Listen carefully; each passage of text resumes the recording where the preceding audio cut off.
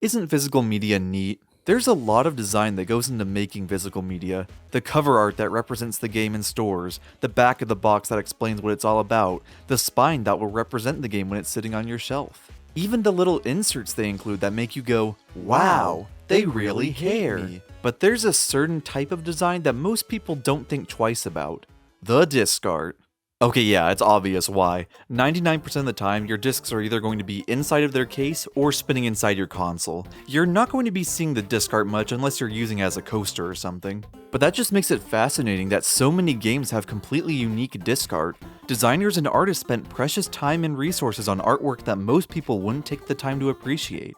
Except me. Let's take a look at video game disc art. The good, the bad, and the Squeeballs Party for Wii.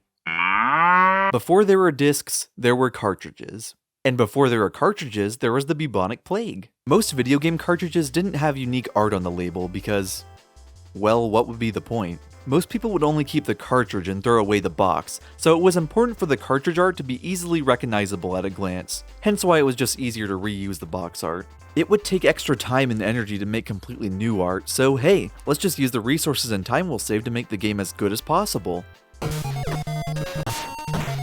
And that's just how things were for the longest time, though there were occasional exceptions, like Super Mario 64.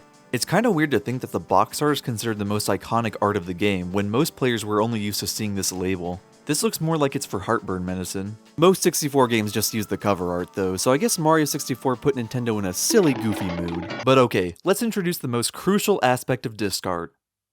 The disc. The original PlayStation shook up the industry by being the first game console to use discs.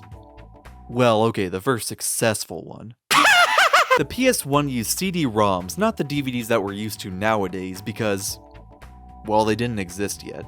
The art for these CDs seemed to be limited to a handful of colors per disc, so the quality of the art really depended on how much effort the publishers put into it. Guess how most of them turned out? Yeah, most of these are low effort and disgusting looking. Of course, I don't really blame anyone for this since, again, the disc is either going to be in the console or the case at all times. Doesn't make these any less putrid. Though it seems like some games had the privilege to print full color art, you'd think that this would be a way to distinguish the amount of care and quality that went into a game. And you'd be right. The real standout is Resident Evil 2. Though that might just be because all my other PS1 games are just... But hey, these look really dang nice, and it's fun that each disc has a different protagonist on them. Good stuff. They even put the number for the Capcom hint line. You know, for emergencies. The number you have dialed is not in service at this time. Hey, can Leon touch his toes? Once the PlayStation 2 rolled around, Sony upgraded to proper DVDs, and if there's one thing I can say about PS2 DVDs, it's that they exist. Oh, that was my only talking point. I don't have much to say about PS2 discs. They're really just the most standard example possible. Which is how I feel about the PS2 in general, honestly. To be fair, that's because the PS2 established the disc art format that we've been using for generations. Logo on the bottom third, art on the top. Which is completely fine and an important piece of history, but it's just not that interesting for me to talk about. Though again, it probably doesn't help that my current PS2 lineup isn't exactly the cream of the crop. Oh my god, can you believe they didn't put effort into Frogger the Great Quest? Okay, finally, a console I can properly ramble about. The GameCube. By the time the GameCube released, DVDs were clearly the future of home consoles, so it made sense that Nintendo would switch to them with the release of the GameCube. Which is why Nintendo didn't. So Nintendo decided to go with these mini discs instead of regular DVDs. These little guys led to a lot of issues for the GameCube, with the most crucial one being... less room for disc arts, no! As you'd expect, Nintendo were the ones putting in the most effort into their disc art. Even when they only used the game's logo, they would still put some sort of neat pattern or design on it. Third-party games were more of a mixed bag. Sometimes they're surprisingly stylish, sometimes they're just the logo, and sometimes they're an affront to God. Even at their worst though, these little guys are just so charming. Their size makes them adorable, the disc art is so creative, they can only hold 1.5 gigabytes. Worth it. Alright, now we've gotten to the Wii, and this is my area of expertise. Why won't anyone hire me? I grew up with the Wii as my first video game console. and my dad had us keep all of our discs inside this DVD case. I'm guessing it was because we weren't very careful with the DVDs and would scratch them a lot when we tried to take them out of the case. But that's a big reason why I like disc art so much. We didn't keep our games in their cases growing up, so we were much more used to seeing the disc art rather than the actual cover art. And the Wii arguably had the best disc layout of any console. Wii games had pretty much the entire disc to work with, and they used that to their advantage. New Super Mario Bros. Wii was always my favorite. This cool red color and the 4 main characters peeking out from the corners, almost as if to say, "Hey man, you gonna play with us?" Mario Party 8 looks generic at a glance, but the pattern is just so simple and pleasant to look at. Sort of like how the game itself is. Nintendo had some pretty unique designs, but sometimes they would just use the game's cover art, and that's where you'll notice some weird discrepancies. Like, why does Donkey Kong Country Returns look completely fine, but Barrel Blast looks like a biohazard? Well, that's because Nintendo changed how Wii discs were printed at some point, leaving us with 2 distinctly different styles. Early Wii games were pretty similar to GameCube discs. They just used 2 different colors and have that shiny reflective look. Mario Kart Wii uses the box art for the disc, but because of the way it was printed, it looks more like Mario and Luigi are swimming through Listerine. Later on though, Nintendo started having the disc art printed, allowing them to have full color artwork, and not have that shiny reflective look. You can actually compare the differences easily because reprints of early Wii games were printed with the new style. See, early copies of Smash Bros. Brawl were printed with that reflective look, but reprints simply printed the design straight onto the disc. Though since the art was designed to be 2 colors, it's still printed that way. So yeah, it's really fascinating to see the differences in 2 different copies of the same game. Wait, why do I have 2 copies of Brawl? While the limitations of early prints did lead to some creative minimalist designs, a lot of publishers didn't even bother and just slapped the logo on a solid color background. A trend that would continue even after full color discs were printed. The worst offender is M&M's Beach Party. This just makes me mad. Come on, they had a perfect opportunity to make the disc look like a red M&M. That wouldn't have even taken that much more effort than what you actually did. What, did they think making it look like an M&M would tempt people to eat it? Because joke's on them, I already do that. Anyways, yeah, Wii discs. Cool stuff. Wish they were easier to swallow. Wii U discs have a surprising amount of differences compared to their predecessors. I mean, for starters, the edges of these discs are so round and smooth and tantalizing. I'm sad to report that despite how good the Wii's format was, the Wii U decided to go more traditional and splat the logo on top of all the discs. So even at their best, Wii U discs don't have the same charm as the Wii. That doesn't mean there aren't some bangers though. Check out New Super Mario Bros. U. They use assets from the game's cover art, but rearranged it to look like a rotating planet. That's great. God, Splatoon's disc just looks so cool. The art team on the series is incredibly talented, and it's honestly a shame that their later entries were restricted to a tiny cartridge. Come on, Nintendo, give those little piggies room to breathe. Zombie U's disc is Kirby and the Rainbow Curse and Yoshi's Woolly World are genuinely adorable, and they perfectly fit their creative theming. And then we have Call of Duty Ghosts. Wow, imagine how much black ink those printers needed. Oh boy, the PlayStation Portable used discs, and that means they had disc art. I think. The PSP used a special kind of disc called UMDs, which were much smaller than most discs before it. And that made sense because you had to be able to cram these things into your tiny little handheld. But all UMDs were lodged inside these plastic shell thingies, probably to keep the discs from being scratched too easily. That meant that the artwork on these things would be appreciated even less than typical disc art. But despite that, there's still lots of creative uses out there.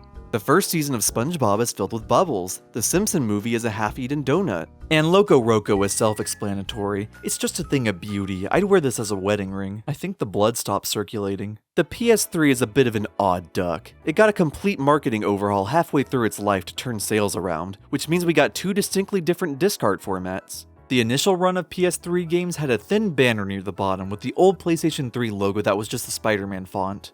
No, really, it's the exact font. Pretty simple and doesn't feel that intrusive. You could pretty much have your artwork take up the entire disc and the banner would just be something that went on top of it. But with the console's rebranding, the disc art was changed as well. Now a huge chunk of the disc is taken up by this giant wart. It doesn't look bad or anything, but it just puts more restrictions on the kinds of designs you can have. The one game that stood out to me was Buzz Quiz World, where the disc just reuses art from the previous game's cover. God, how lazy do you have to be to reuse old artwork instead of just making new ones? Hey, what'd you come back to me for? But hey, that's PS3 games for you. Now I'm not going to think about this again for another 3 minutes. PS4 discs looked almost exactly the same, except it used blue instead of black and the round edges were flattened. And the PS5 was literally the exact same, just white instead of blue.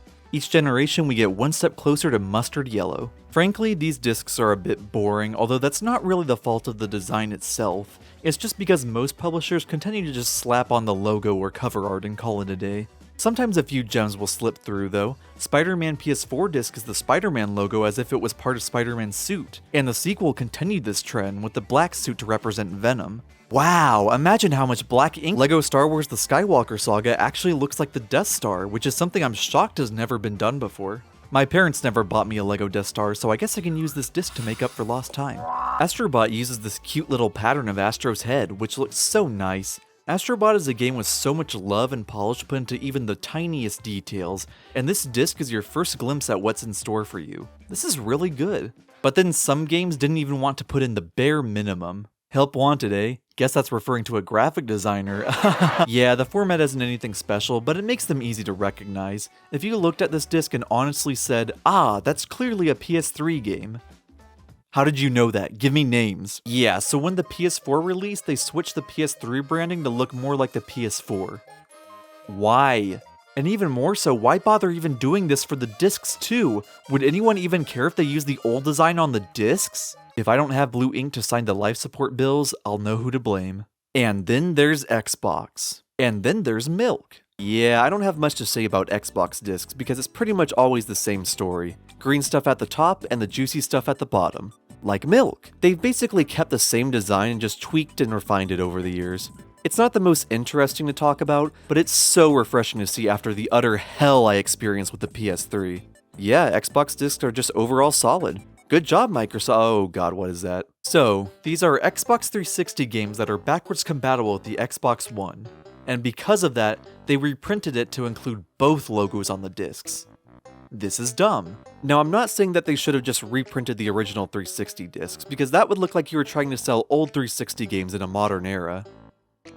Hey, wait a minute. So I get it, but was this really the best solution? It just looks so stupid. Which I love, but that wasn't intentional. It would have been simpler just to label them as Xbox, but I guess since that's what their first console was called, it would be more confusing to use that label. I take back what I said, I hate this company. I'll give Xbox credit for one thing though. It's cool that no matter what generation you're playing on, it's nice to open up the box and see that iconic green banner. The bubonic plague may be in the past, but its legacy lives on, with a vengeance. All three big console makers have had their own line of budget re-releases in order to get more money out of a console's best-selling games. Sometimes it's something simple like a little ribbon graphic, but other times it's as jarring as changing the GameCube logo on the spine yellow and making it clash with the rest of my collection. Nintendo, why would you do that? It's obvious the bright colors were meant to attract people to the lower price point, so at least there's a method to the hysteria. So why even bother changing the discs? The PS2 had its own greatest hits line that replaced the black coloring with burgundy red. Yeah, okay, whatever, I don't mind how it looks. But for some reason they also decided to recolor the logo on the disc art. Why? The entire point of changing the box colors to grab people's attention on store shelves. Why bother doing that to the part of the package people won't see until they've already bought it? And it gets uglier. The Xbox had its own line of budget re-releases called Platinum Hits, where the case is recolored with ugly platinum. And they did this to the discs too. I don't get this at all. It takes actively more effort to redesign the disc like this. At least the greatest hits was just a color change, but here they had to actively edit and change things. And for what? What do they even gain from this? I will never budget again for as long as I live. Alrighty, we're done. That was a big ol' yap about disc art. I'd say that was a pretty fun time. You might be asking me, what's the point of this? What can we learn from this? The Mario Bros. Wii disc makes me smile. But also, disc art is just an aspect of games that I never see anyone talk about. And it may be something people don't appreciate until it's too late. With physical game sales slowly declining compared to digital downloads, there may be a point in the future where consoles won't even have physical media, let alone artwork for them. So cherish the little things about physical media, because even in an all-digital future, the memories of those discs will always be inside of us. In more ways than one, I think that M&M's disc is stuck in my esophagus. I should probably do something about that. Hello, this is Stevie's DVD removery. How can we help you? Yeah, can Leon touch his toes?